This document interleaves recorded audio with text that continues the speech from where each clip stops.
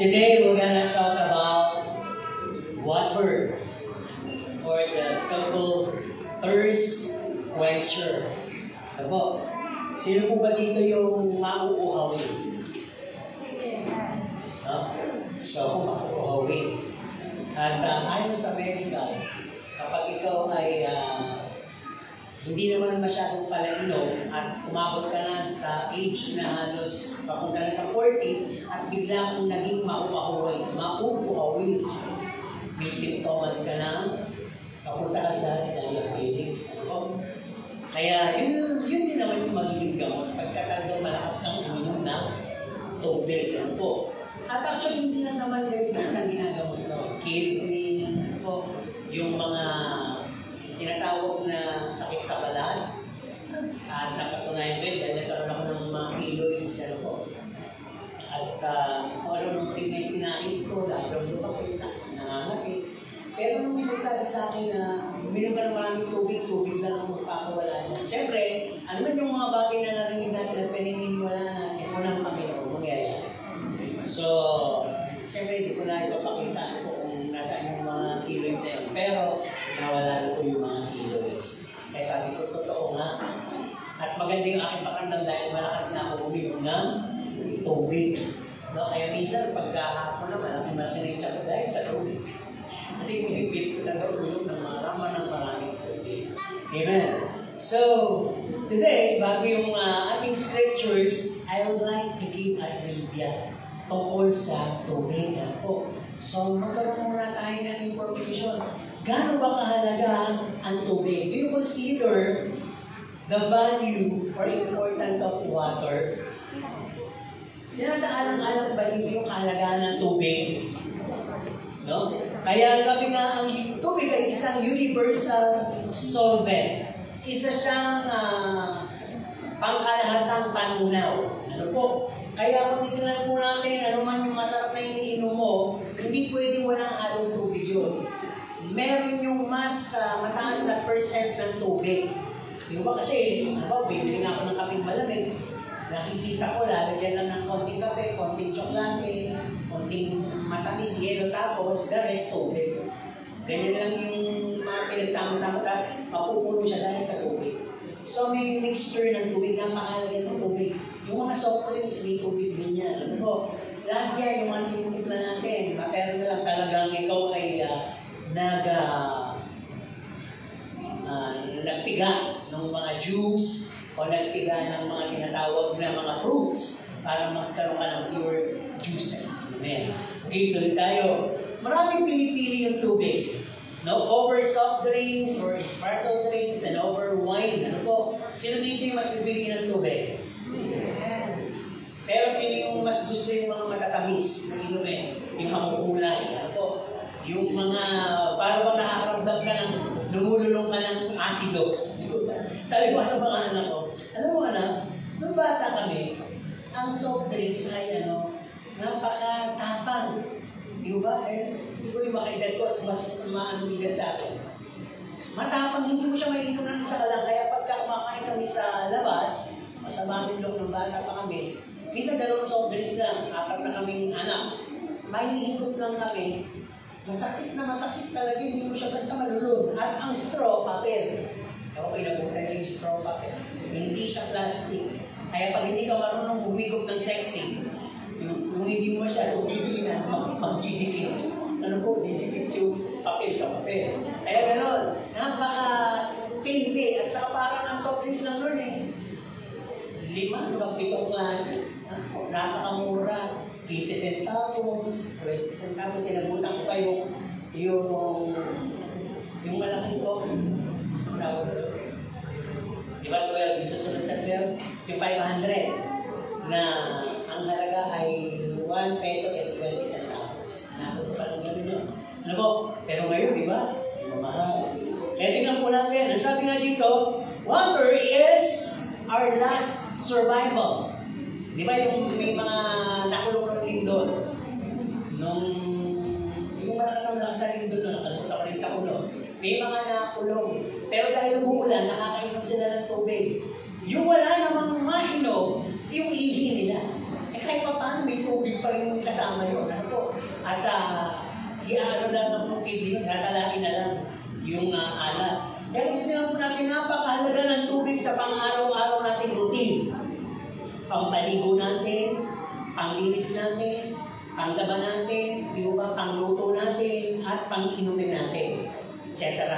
Kaya ang tubig, sabi nga dito, sabi ng science, ang mundo ay mas maraming bahagi ng tubig kaysa sa lupa. Kaya yung dagat, napakalaki. Kung wala siguro yung ganun kalaking dagat, ang baho natin. Di ba, sa lahat ng dumi nilalabas ng tao, mga basura. Yung dagat, yung alat nun, yung concentration ng alat ng dagat, yun ang nag-preserve para hindi mabulok yung lahat ng nagagaling sa lupa, yung mga waste material natin. Kahit na tayo may mga hipon, inaabot siya yung alat ng dagat. Pero hindi nga lang natin natitikman yung alat. No? Kaya kung titignan po natin, napakahalaga po ng tubig.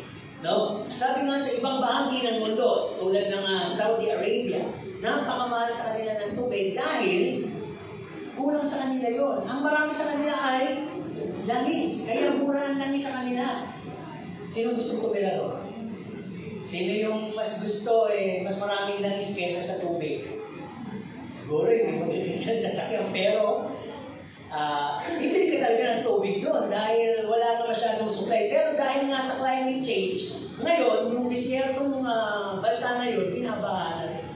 So, enjoy na rin sila. Ano pala yung baha? Di ba? Wala kasi silang mga kanan doon dahil wala namang malalaking tubig sa kanila. At mas marami sa kanila ang disyerto. Okay, tuloy tayo. Noong Friday kasi nagpunta kami doon sa pamangkin namin na dentista. So, nagkakwento siya sa cruise ship sila.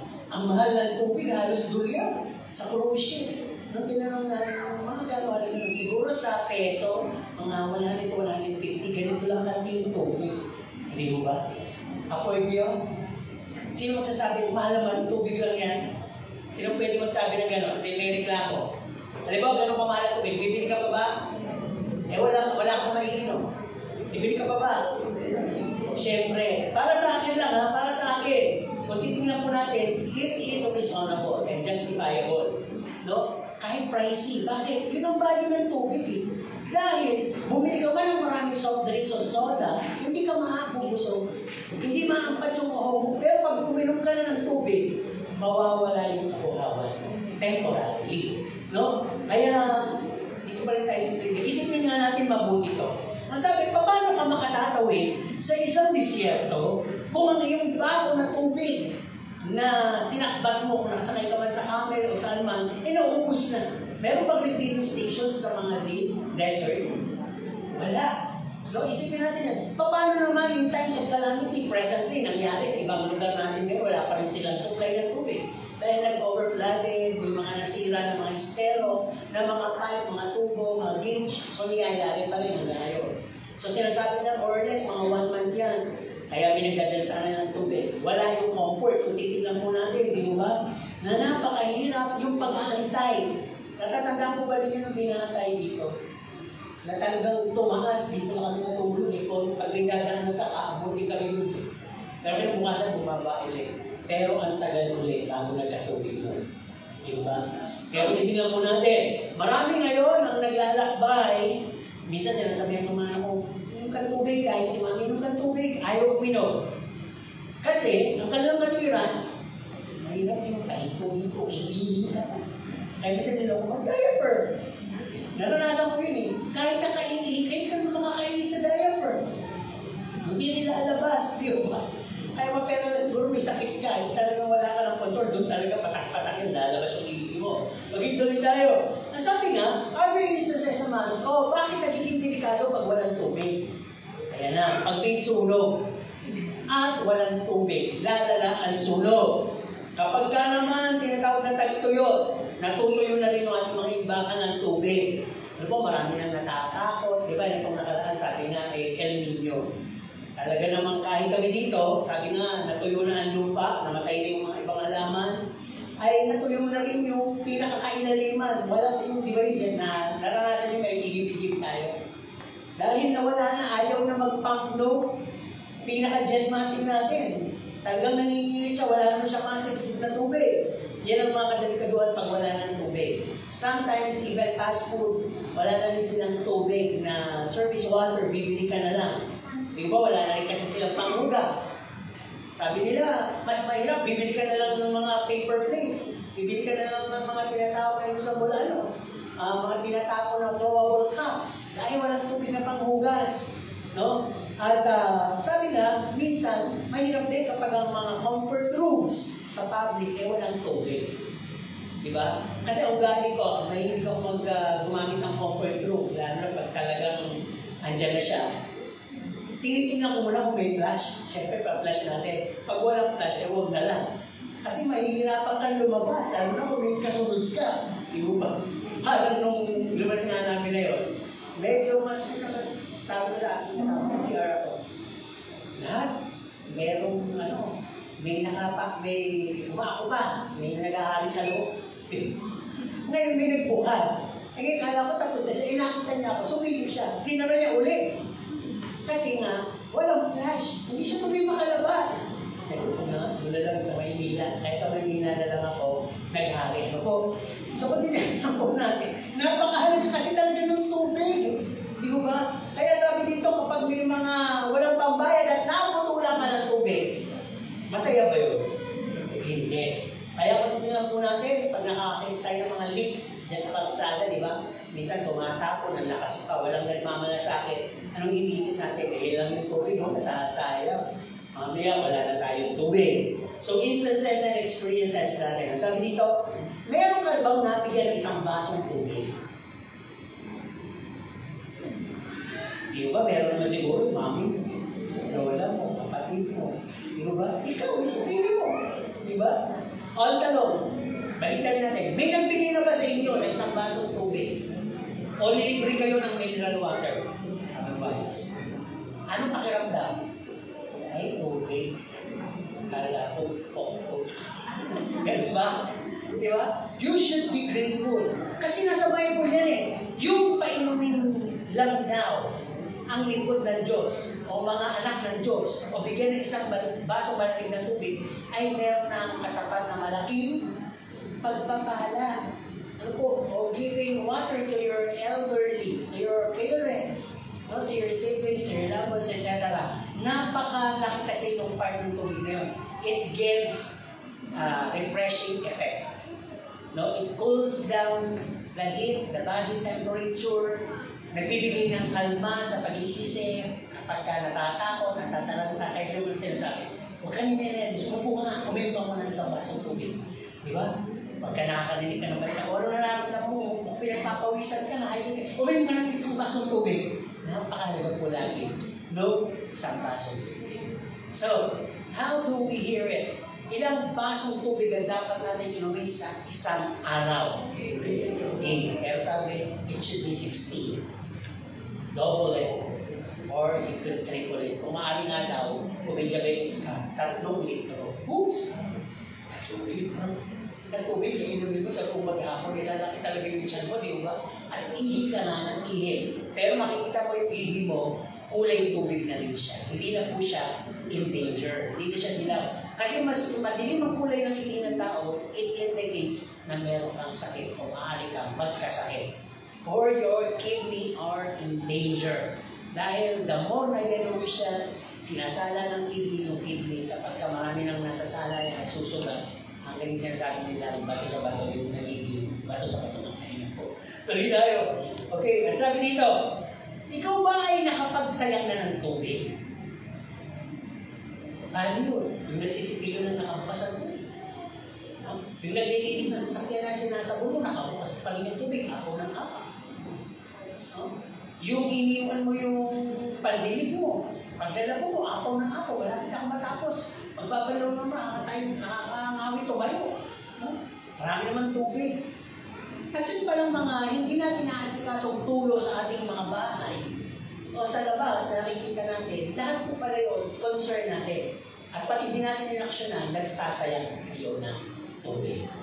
Ngayon, tanong, siyempre yun yung nangyari, ikaw ba ay nagkaroon na ng bahagi sa pagtitipid sa tubig? Sino hindi marunong magtipid ng tubig? So naranasan namin. Kaya ako talaga ever since, kahit kasagana tubig, marunong ako magtipid. Di ba? So nung nawalan tayo ng tubig, ko yung ibang tubig nila paggamitan, panglinis naman ng CR. Diba? Sinasama ko yung ibang tubig, yung walang sabon, pwede naman sa halaman. Doon ko nakita yung kahalagahan ng tubig. Nawala tayo ng tubig dito. Ang hirap, di ba? At tapos yung tubig na tumutuloy dyan sa ating kawasan na parang ihila. Napaka-precious nun. Lumakas na naunti, tuwan-tuwan ako. Pero ngayon na balik na yung jetmatic natin. Ay, tumami-tabi kayo, parang kumpero yun, yung sa lakas. Diba? Pero hindi pa rin kami nagsasayang ng tubig. Ibig sabihin lang, makikita mo yung kahalagahan nung may marami kang supply ng tubig at yung wala kang supply ng tubig. Ganon din sa ating health. Kapag hindi ka pala inom, prone ka sa mga sakit, pero pag inom ka ng inom, huwag lang sobra, nalulunod ka na nun, di ba? Pag inom ka ng inom, healthy din po yun sa atin. That is why yung tubig ay nalitunan din po yan sa tinatawag na Panginoong Jesus. Let's begin now with our proper message. Tingnan natin sa John 4, 13 and 14 at sa John 7:38. Sa John 4:13 and 14, sabi dito, sumagot si Jesus at sinabi sa kanya, ang bawat uminom ng tubig na ito ay muling makuuhaw. Dadapot ang sino mang uminom ng tubig na sa kanya ay aking ibibigay ay hindi makuuhaw magpakailanman. Ngunit ang tubig na sa kanya ay aking ibibigay ay magiging isang balon ng tubig na nagbubukal ng kabuhayang walang hanggan. Ganda ba? Sa John 7:38, ang sabi, ang sumasampalataya sa akin, gaya na sinasabi ng kasultan, ay mula sa loob niya ay aagos ang mga ilog ng tubig ng buhay. So, parallel po yun. Yung verse na yun, halos magkalintulan. So, balik tayo dito sa unang bahagi natin. Ang sabi nga dito, life-giving water. Buksan natin ang ating Bible sa Matthew 4:5-13. Nandiyan po yung ating pag-uusapan. What is in Matthew 4:5-13? This is the story of Jesus meeting with the Samaritan woman. So, noong panahon na yun, si Jesus, he was resting at the well, or Jacob's well, as we call it in the Bible. Sapagkat siya'y gutom at nauuhaw. While yung kanyang mga alagad ay dumayo para bumili ng pagkain na kanilang makakain. Siguro galing sila sa misyon, sa pagkain, kaya sila inabot ng pagod at gutom. At ayon sa Biblia, katanghaliang tapat yun. At habang nandun siya namamahinga, ay meron doong umiigib na isang babaeng Samaritana or the Samaritan woman. Humingi siya ng tubig. Sabi niya, pwede mo bigyan mo ko ng maiinom? At nagulat yung Samaritan woman sapagkat alam niyang Hudyo ito eh. O, yung mga Hudyo kasi, ang tingin sa mga Samaritans ay maliit lang parang aso. Parang muta. Parang pulubi. Parang basura. Parang gano'n. Kaya parang iniisip niya, ikaw na Hudyo, hihingi sa akin ng tubig. Di ba? Kaya, dito makikita po natin, hindi po kahit kailanman binanggit ng Panginoon yung patungkol sa tinatawag na differences nila. Hindi binanggit ng Panginoon yung discrimination o kultura. Hindi na siya nagpaliwanag. He goes straightly to His Word. Ang sabi niya, bigyan mo ako ng tubig, ako'y nakukuhaw. Tapos ang sabi niya, kung alam mo lang kung sino itong humihingi ng tubig sa iyo, nang inumin sa iyo, ikaw ay hihingi sa kanya ng tubig na magbibigay pag-asa. Di ba? Para bang may mangyayaring trade na kung bibigyan mo ko, bibigyan kita. Kung humihingi ako sa iyo, bibigyan mo ko at hihingi ka sa akin, yung ibibigay ko sa iyo ay magbibigay ng kapatiran sa iyo, pagkauhaw. Kung titignan po natin, nagkaroon ng tinatawag na para bang pagtataka yung babae, yung Samaritan woman, no? Nire-relate kasi ni Jesus Christ yung kanyang pakiramdam na siya'y pagod and he really badly needed some water. He even opened up truths, no? Kaya kung titignan natin, he was giving hope to the unsatisfied na feeling nung Samaritan woman. Nagtataka lang yung Samaritan woman, ang sabi niya, How can you give me water? No, wala ka nga pangigib eh. Sa salitang kali, parang wala kang pangigib. Paano mo ako bibigyan ng tubig? Kung humingi ka sa akin ng tubig, paano mo ako bibigyan ng tubig? Saan yung panalok mo? Diba? Kaya nang pagtataka ka, paano mo magagawa yun? Ito nga, balo na to ay minana pa namin sa aming ninunong si Jacob. So it was called Jacob's Well. At dito umiinom ang lahat ng kanyang angkat, kanyang pamilya, pati ng kanilang mga kahayupan o hayop. No? Maliban, ikaw ay yung Mesayas ay pinangako. At ang sabi ng Panginoon, sabi mo na ng babae, higit ka pa ba sa kanya? Higit ka pa ba doon sa Mesayas na yun? At ang sabi ng Panginoon Jesus, ako yun. Ako yun. Yung sinasabi mo. No? Kaya na-stonish yung babae. Jesus replied, no? Sabi nga dito, everyone who drink of this well, yung lahat ng umiinom dyan sa balon na yan, mauuhaw. Pero yung iinom dito sa inaalok kong tubig, matapos niyang inumin to, ay mawawala yung kanyang pagkauhaw at siya ay aapawan ng bukal ng tubig at ng walang hanggang buhay. Di ba? So mahiwaga, kung tingnan po natin for the first time, na yung Samaritan woman hearing these words of truth, dahil totoo, napalala siya. And she got into easily believing into Jesus' words. Di ba kayo, kung inalo kayo ng kaligtasan, nagdalawang isip pa kayo? Maybe some of you hindi nakuha sa isang upuan, isang Bible study session, hindi kayo nakuha sa isang pakiusapan. But times goes by, as times goes by, na lagi kayo binibisita, binabible study, share-share ng kaibigan ito, napaniwala kayo. And I believe it's not the power of your friend or the person concerned sharing you about that word. It is the word of God that Paul says in Romans 1:16, sabi nga ni Pablo, I am not ashamed of the gospel because the gospel has the power to save. Kaya hindi na po yun kapangyarihan ang nag-share sa inyo. Yun ang mismong sinasabi sa inyo, na sinasabi sa John 1:1 that in the beginning was the Word, and the Word was with God, and the Word was God. That Word is powerful. That Word is also water. That Word is Jesus Christ. Di ba? The life giver. No? Life-giving water. So, balik tayo dito. Jesus Himself, no? As He quote, I am the way, the truth, and life. Ay sabi niya, yung ibibigay kong tubig pag ininom mo, aapawan ka ng bukal ng tubig at ng walang hanggang buhay. Supported yun sa John 26, I am the way, the truth, and life. Ako nagsasabi, ito yun, aapawan ka.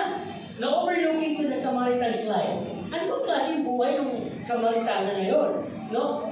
It's a life of tiring, hoping, thirsting and hungry, and discontented. Nakailang asawa siya. Nakalimang asawa. Tingnan ko pag gano'n, hindi natin alam kung namatay o iliwan siya, pero nakalima siya ng asawa. Ibig sabihin, di ba may mga alam tayo na namatay asawa, bata pa, maliliit na, hindi na nag-asawa.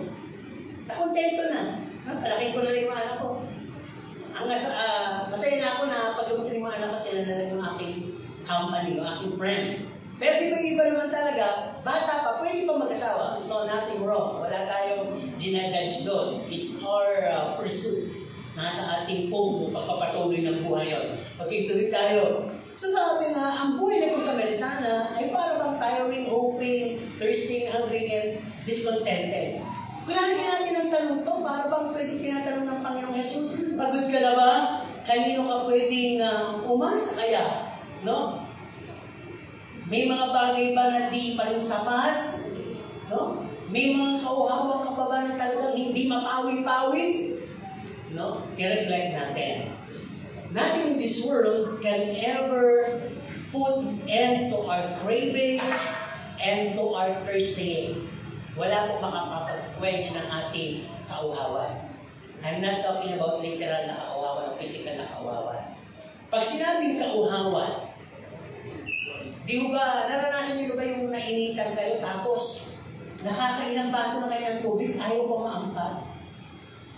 Yung parang ano na kayo, puno na yung tiyan nyo eh. So, ang solusyon pala doon, huwag ka ulit na ng malamig. kang uuhawin. Uminom ka ng tap water, yung tamang temperature lang, maaari nga medyo warm, at lumulong ka lang ng konting asin, mawawala yung uhaw. Kumpara doon sa 5 basong malaking na tubig, na ininom mo na, pagtapos na meron uhaw ka naman. No? Kaya sabi nga, kung titignan po natin, I'm talking about kauhawan ng buhay. Saan ba tayo uhaw? Halimbawa, we want to have it all. Saan nagagaling yun? Yung gusto mo lahat, magkaroon ka out of selfishness. Diba? Uhaw tayo, we want to taste it all. Saan nagagaling yun? Sa katakawan at sa mga pananabik mo. Gusto mo matikman lahat. Diba? We want to feel it all. Saan nagagaling yun? Yung comfort at saka leisure na gusto mo rin. Doon nagagaling yun, may push. Kaya gusto mo na you have it all, you taste it all, you feel it all. And we want to gain it all. Saan nagagaling? Sa greediness. Masyado ka ng greedy. Hindi ka makontento. Saan pa? We want to be the most rich, popular, and powerful. Saan nagagaling yun? We want to be great. Di ba? Parang nagsimula ka sa pagka-counselor, tapos barangay captain, tapos ano na, punta ka na sa mayor, ano masama? Tapos maya-maya congressman, tapos punta ka na sa governor, tapos punta ka na sa senado, hanggang mapunta ka na sa presidente, hanggang mapunta ka sa magiging Diyos. Di ba? Pag gano'n nakata sa mga posisyon mong pinagdaan, parang Diyos ka na rin eh. Kinatatakutan, inaalalayan, pinoproteksyonan, di ba? Kahit hindi mo hinihingi, binibigay ang mga servisyo sa'yo dahil meron kang posisyon. Kaya talagang lahat, uhaw doon. Di ba? Lahat, uhaw. Kung titignan natin, pumasok ngayon si Jesus Christ sa eksena sa buhay natin. Sino dito ang pinasukan ni Jesus sa kanyang buhay? Dito na ngayon magkakaroon ng pagtatalo. Di ba? Dito na magkakaroon ng rival, ng war. Kung bakit nang tanggapin mo sa Jesucristo, para bang gumulo ang buhay? Para bang ayos naman dati, may pera. Bakit parang nawawala yung pera? May sumusuporta, nawawala yung sumusuporta. May nagmamahal, nawawala yung nagmamahal. May kakampi, wala ka ng kakampi. May kaibigan, iniwan ka. May asawa, may karelasyon, may lover, nagkagalit-galit kayo. Dahil nagsimula yan sa pagpasok ng Panginoong Yesus na ginagampanan sa'yo, kasama ang Holy Spirit, ang buhay na pagpapabanal. Pumasok ang tubig sa'yo, nililinis ka, binabaldi ka mula sa kaisipan, sa puso, sa espiritu, sa kabuuan mo, nililinis. Pag naglinis ka ba, hindi mo iaangat yung mga sinisilitan na puno. Pag naglinis ka ng general cleaning, so to speak, lahat itataas mo.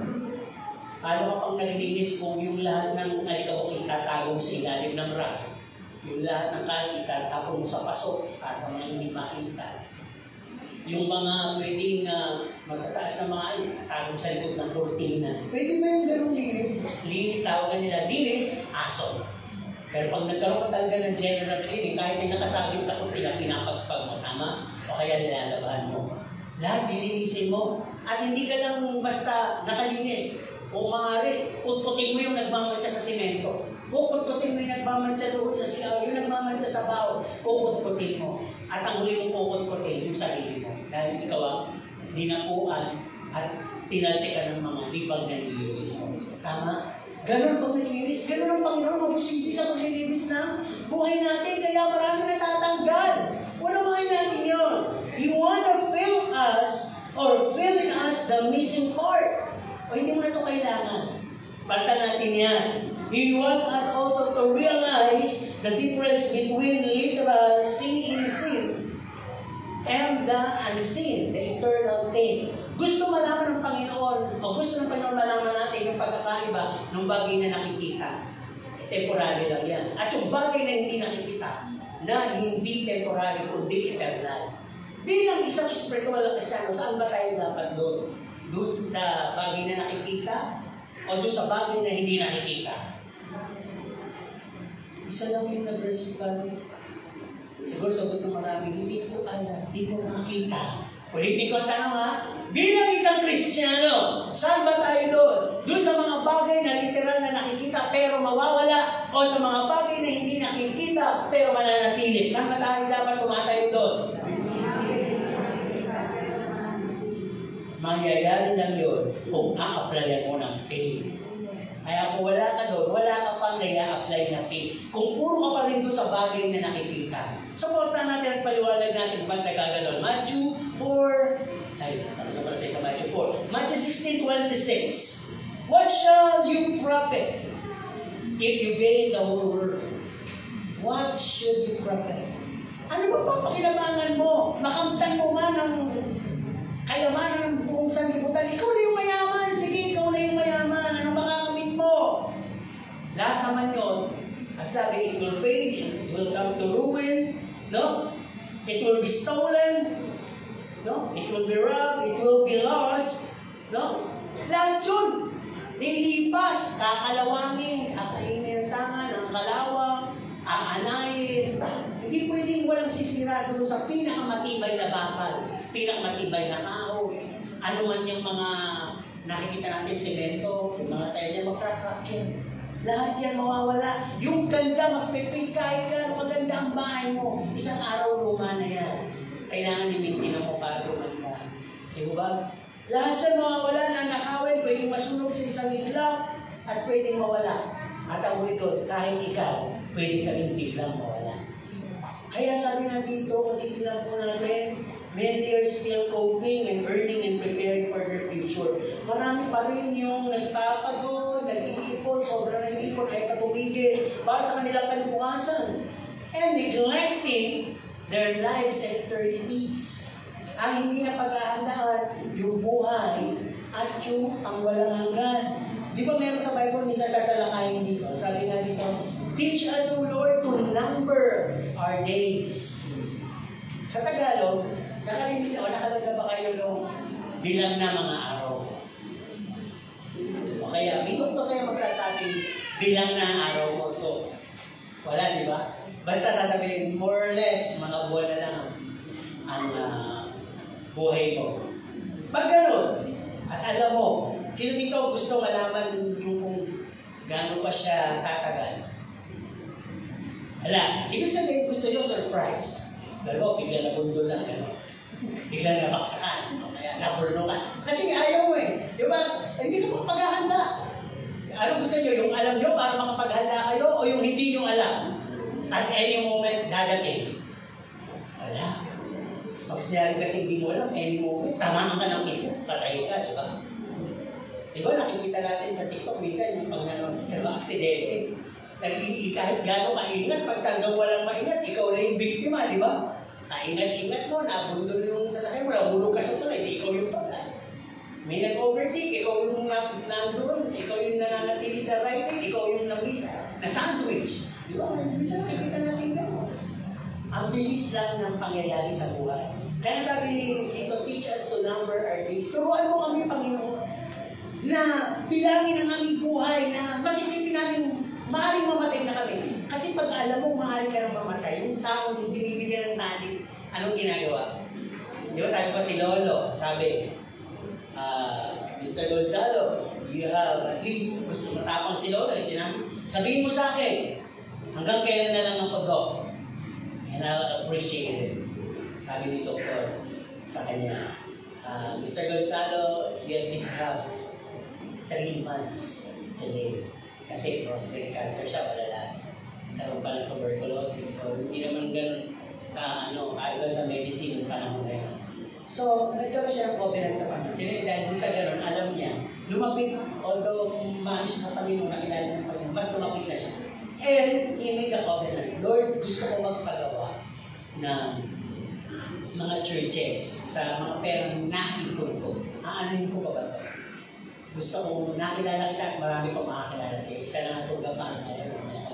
In loving memorial of Mr. Gonzalo Abable, dinedicate ito. Yung Balintawak at yung Batangas. At alam niyo, sabi ko ang pili ng Panginoon sa kanya, sa 3 months to live is 6 years. Eh sabi ng doktor, nung nakita ka, alam mo, wait naman! Everyone can wonder what the Lord can do. Diba? Hindi tayo pwedeng magtaka doon. Miracle na yun kung tutuusin Kaya balik tayo dito sa ating pag-uusap. No? Kung titignan po natin, marami may mistake kasi yung tinatawag na kayamanan at nanineglect na nila yung kanilang pamilya at kahit kanilang kalusugan. No? Talagang pagod, talagang kahit kalabaw, hindi na kumakain. Diba sabi nga, hindi ka kakain, kahit tikit ka ng tikit, puro ka tuyo. Pagdating mo nung mayaman ka na, hindi mo na pwede kainin, may sakit ka na sa bato. Diba? Lugaw ka lang. Yung iniipon mo, iba makikinabang. Diba? Yung pinagpaguran mo, yung pinundan mo, iba makikinabang.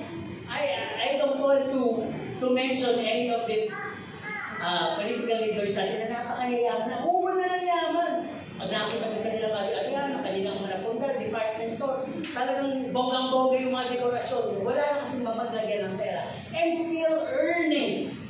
Dahil sa kanilang mga pabahay, sa kanilang mga trabaho, yumayaman, hindi man lumalaki yung pamilya ng mga anak.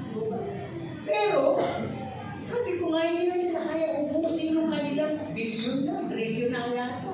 May mga yaman na rin sarili yung mga anak. Pero, mamamatay sila dahil malapit na sila, matatanda na. Sabi na, saan makapunta yung yaman? It is not for me to know. Hindi ko natin pakialam. Pero doon lang iisipin ko, na ibigay yung sun. Pag nagpaalipin ka sa salapi, aalipin ka niya. Akala mo lang, ang dami mong salapi, pero yung palang pinakakinod, uhaw ka sa yaman. Punong-puno na, hindi mo pa rin mapili. Sa TikTok, di ba? Dami ngayon, nagsishare, gusto mo yumaman.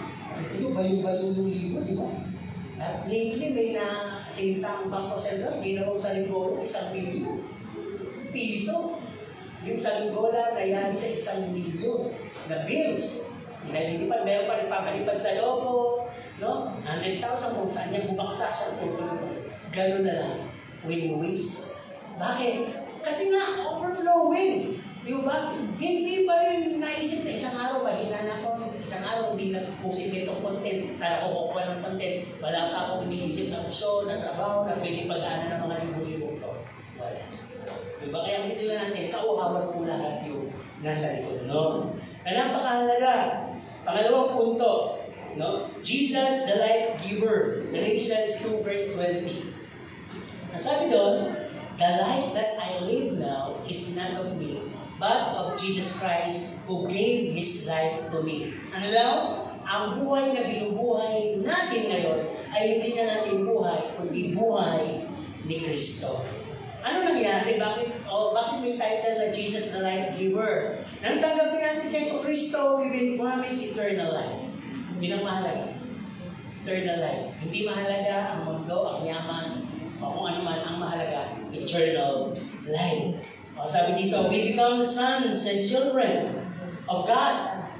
Yung palang relasyon na yun, talagang hindi mo na pwedeng ipagpalit at hindi pwedeng matawaran, hindi pwedeng masuhulan. Sa'yo talaga yun, anak ng Diyos. Ano ba? We become friends with God. Di ba? Yung friends ka alam ni Mayo, nakakataas ng estima yun. Di ba? Kahit naalalay ka lang nakakataas ng estima. Di ba nakikita natin yung, ewan ko, kung nasa likod din ang isip nito, pagka nakakita ko ng mga, malapit sa presidente, yung malapit sa gano'n, may mga benefits. Alam niyo bakit? Kasi yung kapatid na dati ko na militar, na general, nung sinabo sa presidente, alalay, nakita namin yung benefits. Maraming na-offer sa amin, kahit mga gasolina, sasakyan. Pero si daddy, hanggang gasolina lang. Pero pag sinabo hindi siya liman, hindi maganda.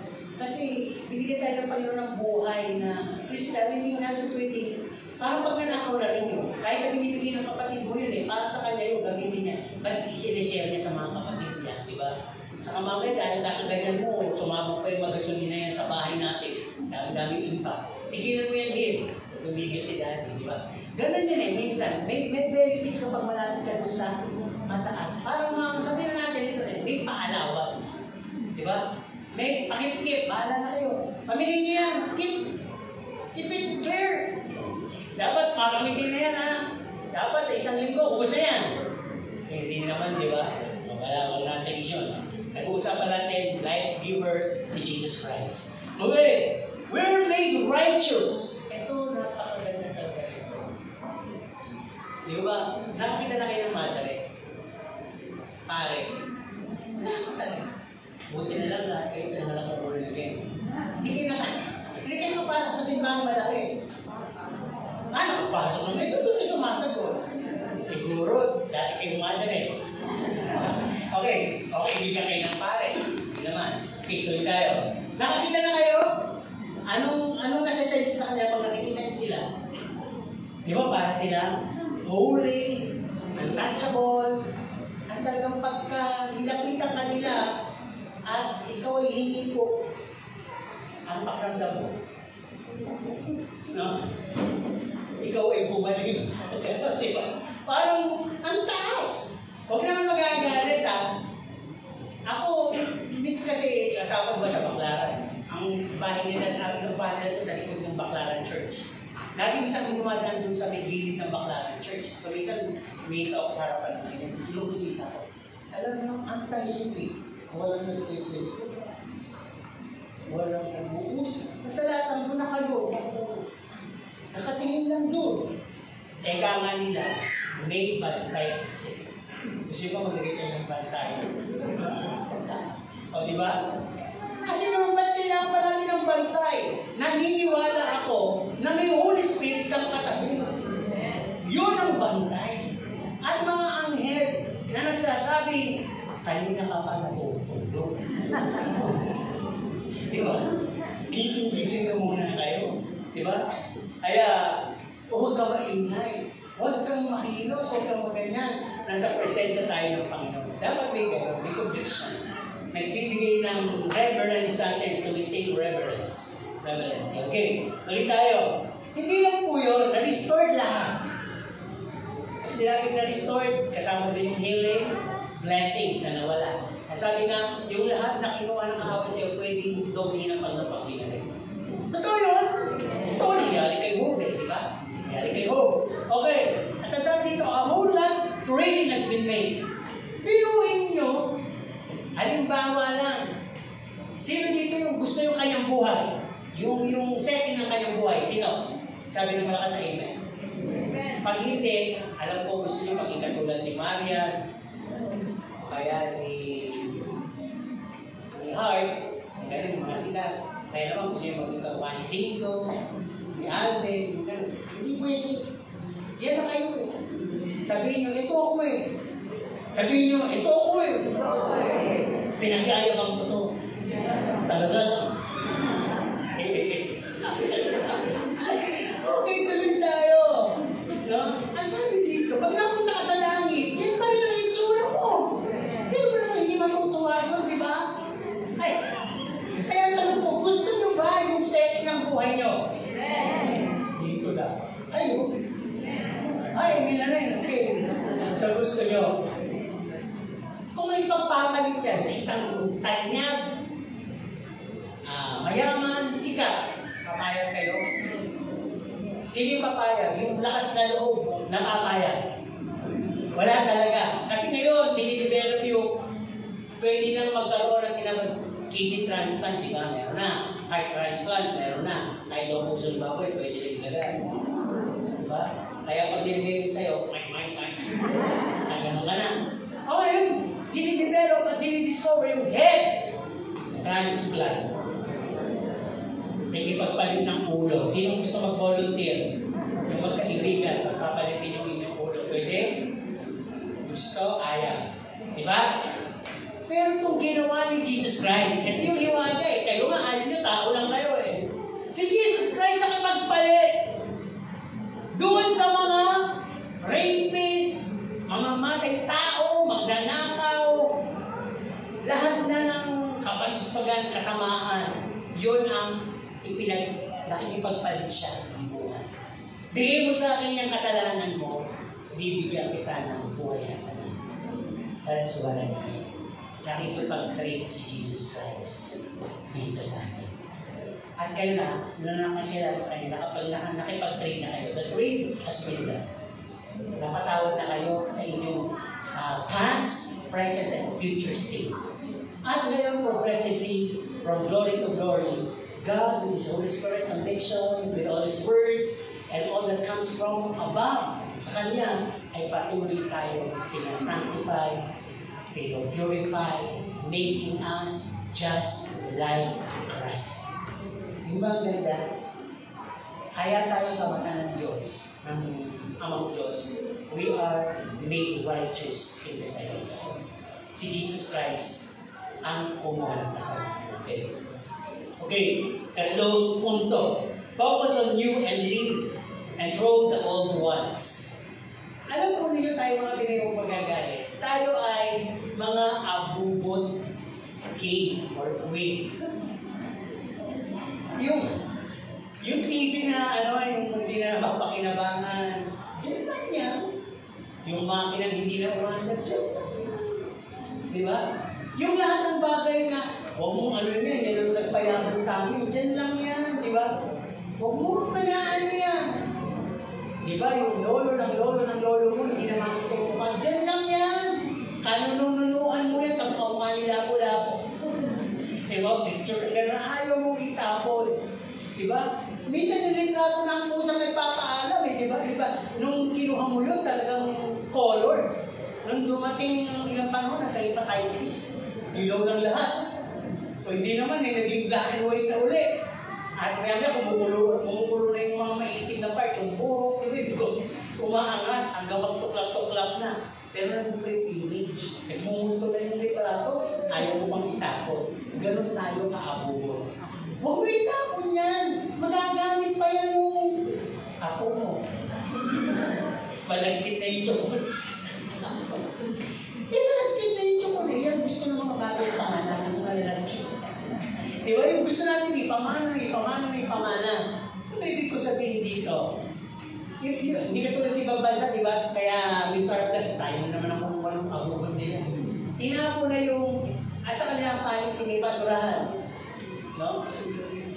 Yung basura nyo, sila ng appliances, tapo doon. Yung pwede panginabangan sa labas ng bahay. Pag nagtapong kayo sila sa labas ng bahay, hindi limanda ka. Kaya sa ibang mga asensong bansa, nabuhay na buhay si Inday. Diba? Nangungulit siya ng mga pwede magpakibang. At habang nangungulit naman siya, sumikat siya. Yumaman na rin tuloy siya. At kaya niya kayong padalan. Name it! Rice cooker, sewing machine, blender, coffee maker, padadalan kayo ni Inday. Mas marami pa kung ikilala sa kanya kaya sa kanya. Okay, pawansin niyo sa isip niya, balik kayo dito. Focus on you and live and throw the old ones. Dapat magkaroon tayo ng mentality, luma na. Hanggang doon na lang yun. Ako na. Diba? Ang sabi nga, kung ikaw ay pulubi at may nag-alok sa'yo na ibili ka ng mga bagong magagandang set ng damit, anong gagawin mo sa mga lumang damit? Gordon lang yun para maalala ko yung aking nakaraan. Pagtutulog mo na lang yan. May dadaan na kasawa. Kasi meron tayong mga damit na butas-butas na pero masarap isuot, di ba? Sabi nila sa akin, ano kaya lumabas ka na kaya? Di ba pag linggo na ano kaya minsan lumabas ka na ganyan suot mo? Ano kaya sasabihin ng meron sa'yo? Tatawahan ka siguro. Yung napaka-contrast kasi may mga damit tayo na lalaki na ng buta, sa likod, sa harap, pero sinusuot pa natin. Kasi masarap siya isuot. Pero sabi nga dito, siguro mapag-aralan natin na pagkatalagang sumusuko na yung mga bagay na yun, iwanan natin. Kasi magiging na lang silang mga abubot o bagay pa. Kasi sabi din dito, ito, may isang pasong tubig. Pinag-usapan natin ng tubig. May natin ang kalahati overnight. Inom ka kayo bukasan. Kukuha pa ako ng baso, sayang naman. Ako din naman gumamit niya. Ano ko natapos, sayang yung kalahati, dagdagan ko na lang. Gano'n ba gagawin niyo? Ano gagawin din sa tubig? Nagpo-conserve na kayo Dadagdagan na lang. O tama, pandidilig, sabi, umumo sa paydulod. Hindi, ba? Ang sabihin, tama yun na tapon mo na lang para magkaroon ng bagong refreshment. Ito yung ko sabihin, hindi ka pwede kuna ng Panginoon ng bago hanggang meron ng dyan. Ano yun? Sabi, may May tuwid bang isip pagtapos maligo, isusuntuloy mo. Meron bang mamahaling alak, ilalagay mo sa maruming sisigla? Tuwid ba isip ng gano'n? Di ba? Diyan na lang, madumi po Okay lang yun, ako lang naman iinom dyan. Madumi naman ako. Sabi, pagpapiraparangan pa yung kasakulaan mo. Di ba wala namang gano'n Patigilan po natin. Ito pa, tubig pa rin. If you want to be cool and fresh, ano bang pipili mo? Isang pitsil ng malamig na tubig o yung sumbasog ka sa napakalinis na batis? Hindi nag-isip pa talaga sila. Hindi ganyan yung bilis mo kayo lang. Bilis mo. Ano pipiliin nyo kung talaga gusto nyo ma-refresh? Isang pitsil na tubig o yung isang napakalinis na batis para makaligo? Kasi nga naman, nakaligo ka na, nakainom ka pa. Habang pinaliligo ka lang doon. Hindi mo naman nakita. Ako lang nagsabi, baka may kalabaw doon. Ang mahalaga, yung dumadaan sa'yo ay malinis kayong tingin. Okay? Tuloy tayo. Yun ang iwaga ng mga batis. Okay? At ang sabi dito, no? Faith, we must apply. No? Ang tanong dito, bakit ang Kristiyano ay hindi nag-bless 100 Sino pwedeng sumagot? O magsabi, bakit nga po ako hindi nag-bless ng gano'n? Tama. Biban sa kulang sa pananampalataya, hindi tumusunod sa Panginoon, o maraming mga reputiko sa buhay, yung mga hindi ayon sa kalooban ng Panginoon, eto po pala yun. Ang sabi, sa Spirit Prophets, because the blessings na inaasahan mo na sana ay 100 hindi pala yung tungkol sa mundo. Pag sinabing 100 ang Panginoon sa langit, kaya lahat ng kanyang pwede ipangako ay sa langit. Pag-aari, Panginoon, nandito ako sa mundo. Ang sabi ng Panginoon, yung mundo, tungtungan ko lang. Kayo ba pag may pamamana kayo sa anak, yung tungtungan mo yung kasama? Hindi. Yung nasa hawak. So ang hawak ng Panginoon, buhay, kinabukasan, kalusugan, mga oportunidad, hawak niya. Yun ang blessing na pwede niya ibigay sa'yo. Hindi yung gusto mo. Gusto mo kasi magkaroon ng pera, magkaroon ng relasyon, magkaroon ng oportunidad, magkaroon ng literal na material. Yumaman ang yumaman. Alam naman ng Diyos Subukan ng Diyos na pagka nagkaroon ka, kalilimutan mo siya. Alam ng Diyos na pinagpinibigyan kita ng kabiyak. Baka hindi mo na ako balikan. Kasi naging kaso na yun Pinahahayaan ng Panginoon yung mga tao sa labas. Ay, naku, bago ka sana uwi. Ihanin mo kami. Diba? Ang binigyan ka ng Panginoon, ang malaking sakahan.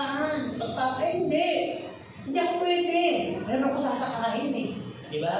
Alam mo dyan, Diyos yung mga reciprocal reasons natin. Kung bakit ka pagpapalain ng gano'n, ay hindi. Remember, ang pagpapala mas nasa mahirap. 100 lalo na yung nakakilala. Bakit ang sabi dito? Why the poor are much blessed? Ano sabi? It is easier for the poor to enter a needle's eye. Mas madaling pumasok sa butas ng kangayog yung mahirap kaysa sa mayayaman. Bakit? Ibig sabihin ba, pag mayaman ka, sa impyerno ka, hindi. Ang dami mo kasing consideration pag mayaman ka. Pag mayaman ka, ang hirap itapon yung mga apupon mo, yung mga pinaghirapan mo, yung napundan mo. Ang hirap ipapon mo diyan. Kahit t-shirt, ayoko. Kami naghihirap dito Diba?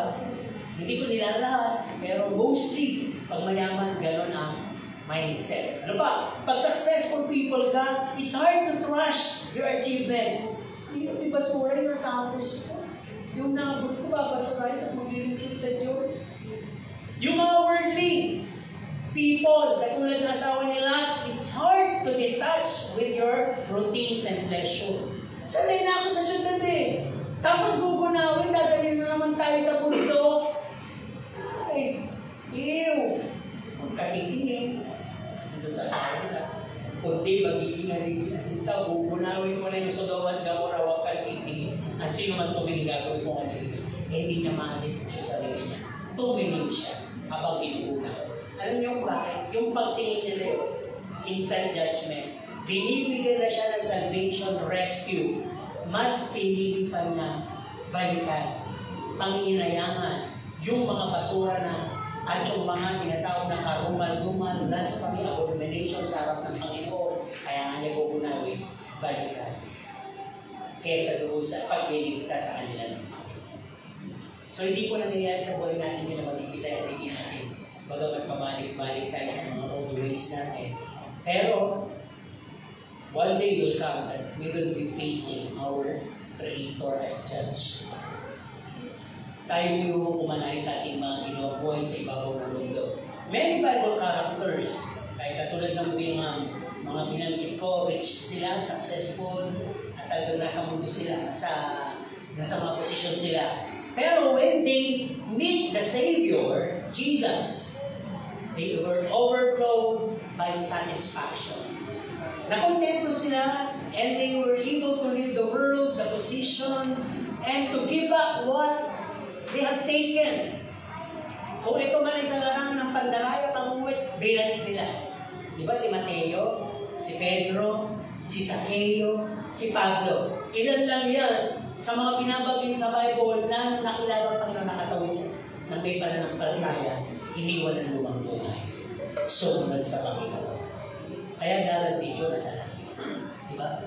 Mahirap kasi iwan talaga ang buhay na yan. Nagsabi dito, how to discern and know God's will. Alam naman natin, given us the Romans 12, 1 and 2. Ang sabi dito, we are for Christ only.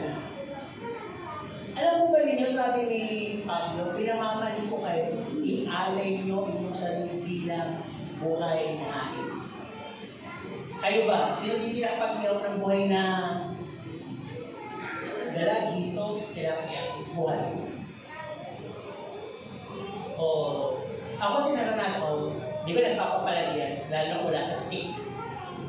Pag unang lagay mo yan sa pamo, tatalo niya. Kaya kung marinated siya ng asin, maya-maya marinated na siya ng lupa. Di ba? O kaya kabuk, dahil nagtatatalo sa init, magtatatala. Di ako, ganito kasi yung history. Para daw masarap yung dalag na yun, ulit na mali. Pero kaming luto yun eh. Magpapakulo nga ng suka, paminta, bawang, lalagyan mo ng patis. No? Katiglay ko. Habang kumukulo yun, isa-isa mong ilalagyan yung maliliit na dalag. Di ginawa ko. Eh sabay-sabay kong bilaglag. Nang isa yan ka. Pagtapos ko, ang dami kong pasa. Nagkaroon ng mga tubig-tubig na pasa. Kaya nang mga sasagal, ano nangyari sa kamay mo? Kasi pinagluto niyo ako ng dalag na yun, sabi. Kasi di ko ganyan, pag tinatakpan mo yung kalalagay ko ng isa, takip. Kung ba isa na naman, takip. Ang ginawa ko sabay-sabay. Sama ka, hindi ko nakita yung takip. Kaya na, nagtatarong na, hindi mainit nga yun, nakalsi ka na. Pero ngayon ginagawa ko, iba na. Ando na yung suka, lahat yun. Ilalagay ko na yung dalag habang hindi pa mainit. Saka ko tatakpan. Di magtatarong na siya, saka ko sisilihan. Kaya, pagka nga maubos na yung tubig, napakasarap ng pagpili ito. Subukan. Kabalik tayo sa ating usapan. Ang sabi ko dito, we are for Christ only, living sacrifice. Kaya pala tayo, kay Kristo na, sacrifice nga eh. Sinasacrifice na tayo kay Kristo, nagtatatalo pa tayo palabas. Gusto pa natin tumakas, tama? Diba? Gusto pa natin dalawang klaseng buhay. Banal at karumal-dumal. Pareho namang may malay. Ang huli, al, diba? Banal, karumal-dumal. Diba? Hindi pwede. Kaya sabi, you cannot serve two masters. Pag sa Diyos ka, holy, living, sacrifice. Acceptable. Sa Old Testament, bago yung alay, pinapatay. Para hindi na tayo makatakas. Nililinis mabuti. Dito sa New Testament, ang essence si Jesus Christ. Buhay siya. Inalay. Tinali. Pinakubuhay, di ba? Hindi mo siya talaga tatakas dahil yung mission niya. Kaya, hindi na po sa ating pwede yun. Hindi natin kaya yun. Ang gagawin na lang natin, maniniwala para tayo na rin yung ipinako. Just as it is stated in Galatians 2 verse 20, I am crucified with Christ. Nevertheless, not I, but Christ liveth in me, and the life that I live now is not of me, but of Jesus, who gave His life for me. Diba? Maniniwala ka na lang pala. Hindi ka na kailangan matakot, magtatala. Kaya ng maraming Kristiyano, ang tanggapin si Kristo, tumatakas ka. Ang kapilate, kaya nga libre sacrifice. Diba? Hindi po ganun ang essence. At ang sabi dito, do not pattern to what is in the world. Kung yung in the world, huwag tayo masyado rin. Kasi yun ang lalason sa ating isipan. Bakit sa araw wala na tayo kay Kristo? Look whose hand you're holding with. Kanino ba kayo nakahawak? Kanino ba kayo sumusunod? Di ba yung mga bata, madaling umiyak pagka hindi na nila ahawak yung kanilang magulang. Pag hindi nila nakikita yung kanilang magulang. Ganun ang gusto ng Panginoon. Let us all be dependent on God. Pero pag matitigas na ako to, ano sabi mo? Anak, dito ka lang. Wala, alis siya. Di ba, lalo pag pinagtatanong na yun, dalaga na yun. Umuwi ka ng maaga, bukas sa umaga uuwi. Kasi sinabi mo, mami, umaga yun. Mahirap, gabi na. Di ba? Meron na silang reasons. Matitigas na ang kanilang buto. Kaya naman kayo, ang sabi nyo, kung alam ko lang na magkakaganyan ka, bumalik ka pala kay ano, tinilis ko ba yun? Ha? Ano? Pinisil. Pinisil na ilong. Para hindi na makalun. Pinisil ko, ayaw mamatay-matay kasi. So, hindi ko minay. Di ba, yung pinisil, di ba, pinagpalang big killer na, baby killer. Pero hindi mo natin magagawa yun, di ba? Hindi mabag natin. Pero Panginoon nga, example, tayo ay napakakulit eh. Hindi tayo sinukuan ng Panginoon, hindi tayo sinukuan. Kaya nga tayo, Panginoon natin pinag-uusapan ka maapat na bahagi. Huwag mag-alala, matagal-tagal pa. Di ba, nabi eh. Kayo naman ang labi. Okay, ikaw na bahagi. Thirstiness! Lapis na kauhawan.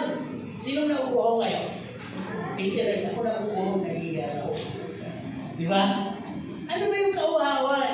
Di ba pagka isang baso, sapat na ba? Lalo pag bago kain ka. Sino yung kaya uminom ng tatlong baso? Di ba pagka uminom ng lalabas? Di ba magdiligay ka, sarap, pakiramdam mo. Pero may ang feeling mo, sa pagiging tao, goldfish ka na. Mahirap na kumilos kasi bumigat ng bigla. Lumaki na yung namagana lahat yung kinain mo, nandun. At habang tinutulog yun. Okay, ang sabi dito, yung thirstiness, ano ba yung kauhawan? To have the fullness and totality. Gusto ko talaga yung pamuno, yung total na total. Ano ba? To be ahead from others. Maunahan ko talaga lahat. To be known and powerful. Yung lumakas ako at maging makapangyarihan. To be right and follow every verse. Yung magustuhan, sundan, at purihin. Diba? Dahil dyan makikita natin sa social media. Why we are putting our story, why we are posting sa FB, why we are doing something, hindi masama. Kasi lahat po yung kauhawan eh. Kauhawan natin. Kaya nga si Jesus pumapasok sa Excel, gusto ko putulin yung mga kauhawan. Gusto ko bigyan ng katapusan. Kasi talagang tao nahanap at nahanap ng bagay na hindi maangkat sa kanya. Since it's unquenchable, sabi, it will make us more thirsty of it all. Uulit lang, uulit lang. Diba? Ano sabi naman tatanda? Walang pangalawang gloria. No? Tama? Tama kung asawa may gloria, sa pangalawa, hindi na siya gloria. No? Baka luwalhati na. Hindi yung literal. Hindi yung literal na pangalan. Ibig sabihin, kung ikaw ay nag-asawa na hindi naging maganda, baka wala rin pangalawang ganon. Baka lang. Pero meron namang nangyayaring bubuti ng pangalawang pagkakataon. Tama?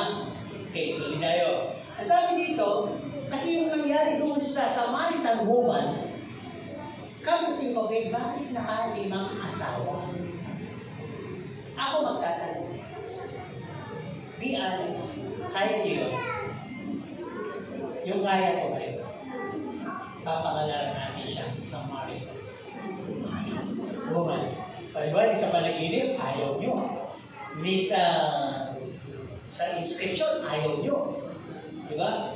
Pero ang ganda sa kanya, hindi na po siya tampulan ng tukso, tampulan ng isyo, o isyo sa Bible. Yung woman at the well, na ang patio first test, hindi literal, hindi physical, kundi sa buhay.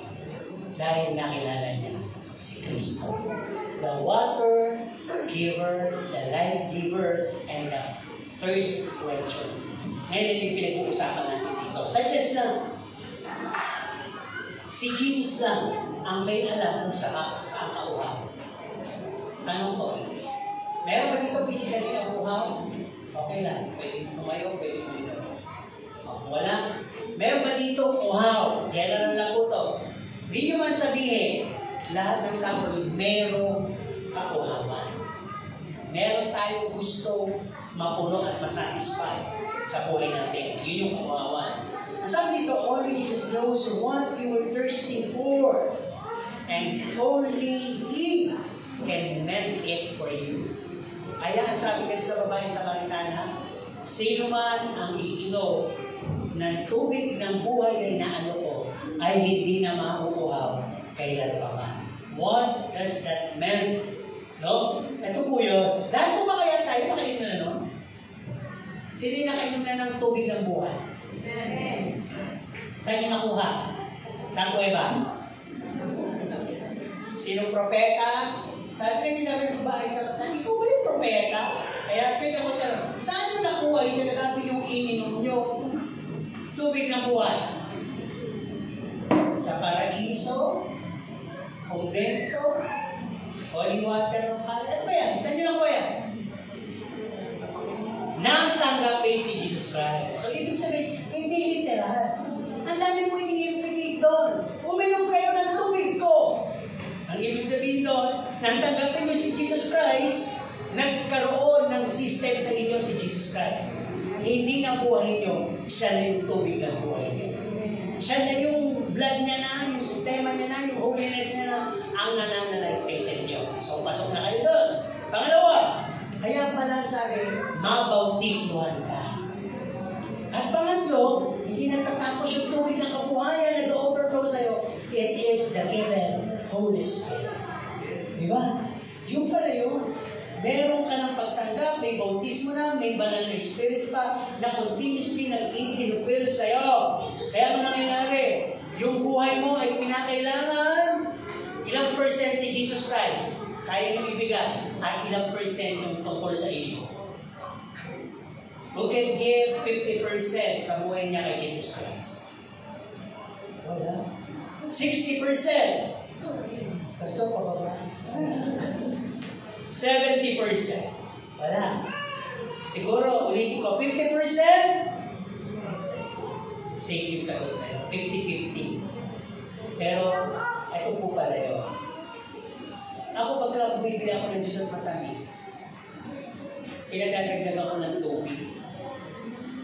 Para hindi na mahirap yung distribution niya. Kasi lahat ng kinakain natin, mapatubig yan, mapasolid food yan. Hindi naman yung lahat ay mag-distribute. Gino juice lang yung bitukan natin. Lahat ng juice mo, hindi pumapasok sa sistema natin. Lahat magiging liquid. Kaya ang bilis mo.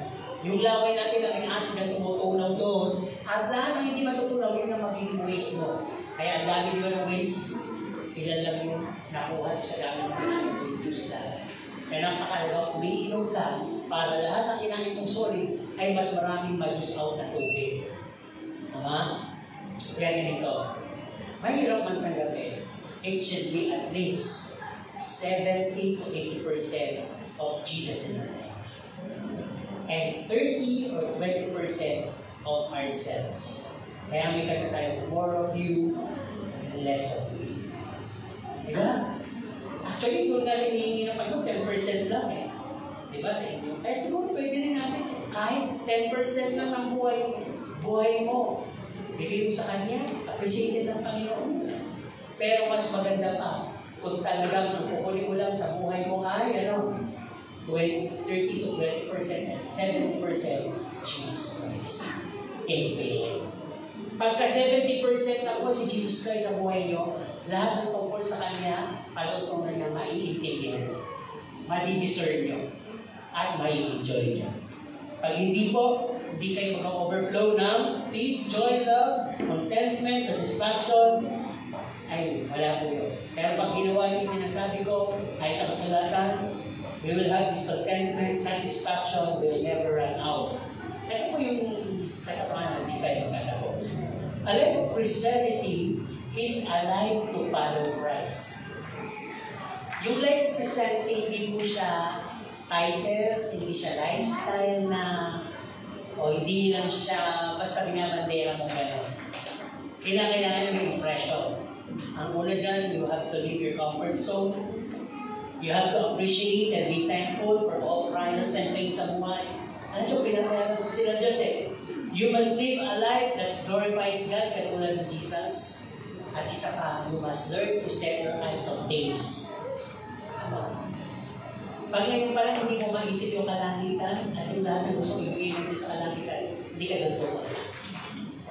Kasi inaabot na sa limutan yung mindset. At ang dream mo ay yung lamang pa rin. Yung pa rin promotion. Yung pa rin everything that the world can give you. Conclusion natin, Luke 9:23-24. No? In following Jesus, we have to loosen our holds in earthly matters. Ang hirap po sumunod pag nilila-hila. Kung mababasa niyo yung book o mapapanood niyo yung napakaganda nito, hanapin nyo. May movie ko eh. Yung Pilgrim's Progress. Ganyan ang buhay ng Christian. Ang tagal-tagal niya naglalakbay, naghihirap siya. Ang dami niya kasing bagahe. Pero kung nung una pa lang ay binitawan niya na yun, mas maaga siya nakapunta sa destinasyon na nais ng Panginoon sa kanya. Kasi habang naglalakbay siya sa buhay na pinapangako ng Panginoon, dala-dala pa rin niya yung alinlangan, dala-dala pa rin niya yung kalungkutan, dala-dala pa rin niya yung pag-aalala, dala-dala pa rin niya yung takot. Kaya, imbes na magpatuloy siya, meron siyang station sa humihinto. So sa buhay natin, ganun din. Kaya kinakailangan, matutunan natin as Jesus Christ is fully, covering us. Kung sa earth, body of water ay mas marami, halos 70% yata o 20% lang yung dan. Ganun din sa buhay dapat natin mas marami si Jesus Christ. Para mas marami bagay na contentment at talagang magkagwens yung ating kauawan sa mundo. God's words. No? Sa Christian world, this word is true. Losing is gaining.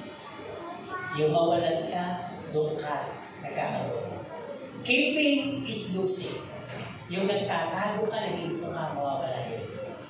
Serving is fulfilling. Yung naglilingkod ka, makukuha ka. And Christ our King is inspiring. Si Jesus Christ ang unang gawa, inspiration lamang natin siya.